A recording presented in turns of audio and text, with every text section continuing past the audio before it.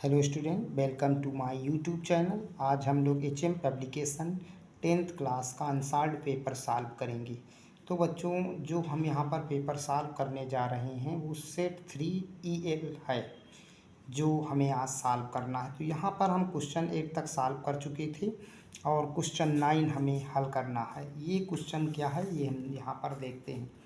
यहाँ पर हमें देखना है क्वेश्चन को। यहाँ पर बताया गया बच्चों कि पुष्प की अनुदैर्ध्य काट का स्वच्छ नामांकित चित्र बनाएं तथा पुष्प के जितने भी भाग हैं, कहने का मतलब उनका आपको वर्णन करना है। तो हमको इस पेपर को सॉल्व करना है। यहाँ पर हम देखते हैं क्या दिया गया है, पुष्प क्या है। तो यहाँ पर आप देखें कि पुष्प है क्या, तो पुष्प या फ्लावर क्या है ये हमें देखना है। तो पुष्प एक क्या है बच्चों, रूपांतरित परोह या मॉडिफाइड क्या है, सूट है। जिसे ये देखिए इसमें बहुत सारे जो आपके फ्लावर्स हैं या पुष्प लगे हुए हैं। तो ये क्या है, आपसे डिफिनेशन पूछेगा। तो पुष्प एक रूपांतरित परोह या मॉडिफाइड सूट है या क्या कली है, जो तने के शीर्ष पर या शाखाओं पर पत्ती की कक्ष में भी विकसित हो सकती है और ये प्रजनन का कार्य करते हैं। यह निषेचन के बाद फलों का निर्माण करते हैं बच्चों। जो एंजियोस्पर्मिक फ्लावर होते हैं जिन्हें हम आवृत एंजियोस्पर्मिक प्लांट होते हैं जिन्हें हम आवृत बीजी पौधे कहते हैं, उसका ये एक बच्चों यूनिक फीचर होता है या यूनिक कैरेक्टर होता है। यहाँ पर बच्चों हम देखते हैं कि जननांग पुष्पों में स्थित होते हैं। जो जनन अंग होते हैं, चाहे वो नर जनन अंग हो चाहे मादा जनन अंग हो, वो कहाँ पर बच्चों स्थित मिलेंगे, पुष्पों में स्थित पाए जाते हैं। तो पुष्प को हम क्या कहते हैं, आपको बताया है हमने, रूपांतरित परोह या मॉडिफाइड शूट कहते हैं। और इसके 4 हुरल होते हैं। अब यहाँ पर हमने दिखाया बहुत सारे पुष्प थे। तो यहाँ पर आप देखें कि एक हम सरसों के पुष्प को हम यहाँ पर दिखा रहे हैं। आप यहाँ देखेंगे कि सरसों का पुष्प है। क्या है बच्चों, एक सरसों का पुष्प है। यहाँ आप देखेंगे तो इसमें आपको देखने क्या मिलेगा, सब 4 हुरल मिलेंगे। 4 हुरल का मतलब 4 चक्र देखने को मिलेंगे। यहाँ पर आप देखेंगे कि जो हरे हरे दिखाई देते हैं, जो हरे रंग के दिखाई देते हैं उन्हें हम क्या कहते हैं, बाह्य दल कहते हैं, या इंग्लिश में हम हिंदी में इन्हें बाह्य दल पुंज कहते हैं। और उस तरह देखें तो हम इन्हें क्या कहते हैं, काइलेक्स कहते हैं। ये तो सरसों के पुष्प में 4 काइलेक्स आपको देखने को मिलेंगे जो बाहर की ओर दिखाए गए। हमने यहाँ पर निकाल करके ये दिखाया बच्चों, ये ढेर 4 हैं। सरसों के पुष्प में बाहर की ओर जो दिखाई देते हैं वो क्या होते हैं, या किसी भी पुष्प में बाहर की ओर पुष्प में जो दिखाई देंगे वो काइलेक्स होते हैं। तो सरसों के पुष्प में 4 होते हैं और यह जो पेड़ है क्रूसीफेरी का सदस्य है और इसमें 4 बाह्यदल या काइलेक्स पाए जाते हैं। यह कैसे होते हैं बच्चों, देखेंगे तो आप हरे रंग के दिखाई देते हैं, हरे रंग के दिखाई देते हैं। और ये कैसे दिखेंगे, पत्ती जैसी संरचना होते हैं। ये क्या करते हैं, पुष्प के बाह्य भागों को सुरक्षा देने का कार्य करते हैं। और या हम कहें कि ये कली अवस्था में, जैसे आप यहाँ पर देखेंगे बहुत सारी कलियाँ हैं, तो उन कलियों में ये हरे हरे जो दिखाई देते हैं ये क्या करते हैं, उन्हें ढकने का कार्य करते हैं। ढकेंगे तो उससे सुरक्षा होगी। तो आप देखेंगे इसमें आगे क्या बताया गया है, ये हरे रंग की पत्ती जैसी संरचना का निर्माण करते हैं या चक्र का निर्माण करते हैं जो पुष्प का बाह्य भाग होते हैं। इनकी इकाई को हम बच्चों क्या कहते हैं, सिप्पल कहते हैं, या काइलेक्स की यूनिट को हम क्या कहेंगे, सिप्पल कहते हैं। यहाँ पर बताया गया है इनके कार्य के बारे में। तो इनके कार्य क्या बच्चों बताए गए हैं कि यह पुष्प का क्या होता है, बाहरी भाग है, तो इसका कार्य क्या होता है, यह भीतरी चक्रों की सुरक्षा करता है। और क्या करेगा, प्रकाश संश्लेषण की क्रिया के द्वारा पुष्प के लिए भोजन तैयार करता है। हरा है बच्चों तो भोजन तैयार करेगा और क्या करता है, सुरक्षा करता है। कौन सा हुरल है, बाहरी हुरल है। कौन सा चक्र है, पहला चक्र होता है क्योंकि सबसे बाहर की ओर पाया जाता है। इसकी यूनिट क्या है, सिंपल होती है। आप अगले उसमें पार्ट में देखिए, यहाँ पर बताया गया है कोरोला, जिसे हम क्या कहते हैं, दलपुंज। तो ये क्या होता, पुष्पासन पर स्थित पुष्पी पत्रों के दूसरा चक्र होता जिसे हम दलपुंज कहते हैं। इसमें क्या होता है, इसका अगर एक सदस्य हो या इसकी इकाई को हम क्या कहेंगे, तो यहाँ पर इसकी इकाई को हम पिट्टल कहते हैं। और ये कैसे दिखाई देते हैं, पीले रंग के सरसों में दिखाई देते हैं।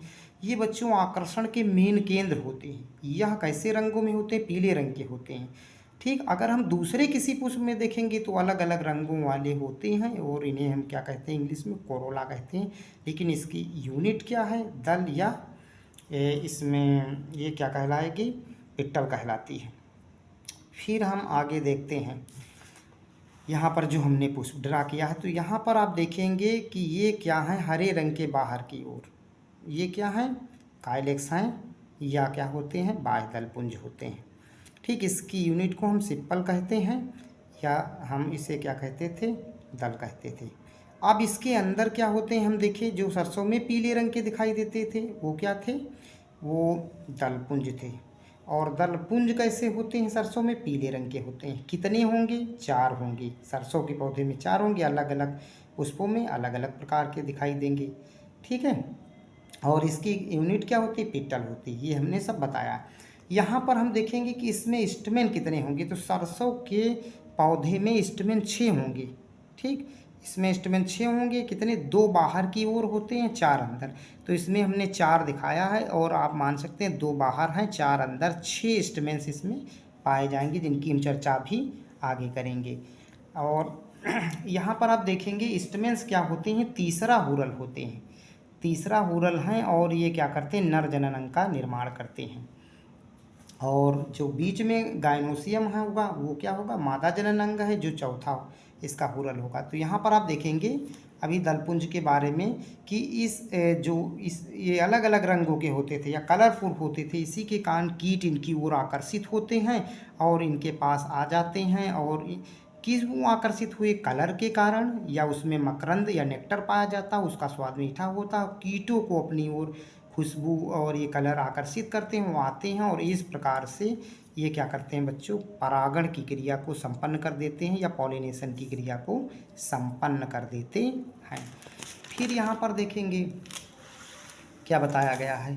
पुमंग या इंडोसियम, ये पुष्प का क्या होता है? तीसरा हुरल होता है। और ये कौन सा हुरल है? नेसेसरी हुरल है, क्योंकि बाह्य दल और दलपुंज जो होते हैं वो अननेसेसरी हुरल होते हैं या चक्र होते हैं, और ये कैसे? आवश्यक चक्र होते हैं। तो यहाँ पर हम देखते हैं कि एंडोसियम या पुमंग जो है ये पुष्प का आवश्यक चक्र तो होते हैं, नेसेसरी हुरल होते हैं। ये क्या होते हैं? इनको नर जनन अंग हम कहते हैं। क्या कहते हैं? नर जनन अंग कहते हैं। इनकी प्रत्येक इकाई को हम पुंकेसर या स्टमेन कहते हैं। पुंकेसर का शीर्ष भाग फूला होता है, जिसे हम क्या कहते हैं? परागकोश या एंथर कहते हैं। इसमें परागकोश जो होते हैं या परागकोश जो होता है वो नर युग्मक या मेल गैमेट को धारण करता है। ठीक, जिन्हें हम पॉलन ग्रेन्स कहते हैं। आगे आप बच्चों देखेंगे कि परागण के अंदर एक जो पराग कण होते हैं उसके अंदर हैप्लॉइड न्यूक्लियस या अगुणित केंद्रक पाया जाता है, जो क्या होता है? एक सूत्री नर केंद्रक होता है। नोट में बच्चों ये बताया गया है कि यह पुष्प का कैसा भाग है? ये पुष्प का एक आवश्यक भाग होता है, या इसमें पुष्प का कौन सा भाग होता है? एक इसमें नेसेसरी हुरल है। ये क्या है? आप यहाँ पर लिख लेंगे, यह एक आवश्यक भाग होता है। इसमें नर युग्मक बनते हैं। क्या बनेंगे? नर युग्मक बनते हैं।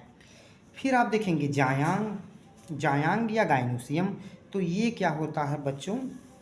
पुष्प का मादा भाग होता है। इसकी प्रत्येक इकाई को हम अंडप या क्या कहते हैं? कार्पल कहते हैं। अंडप का निचला भाग फूला होता है, जिसे हम अंडाशय या ओवरी कहते हैं। इसमें बच्चों क्या होगा? बीजांड बनेंगे या क्या बनते? ओव्यूल बनते हैं।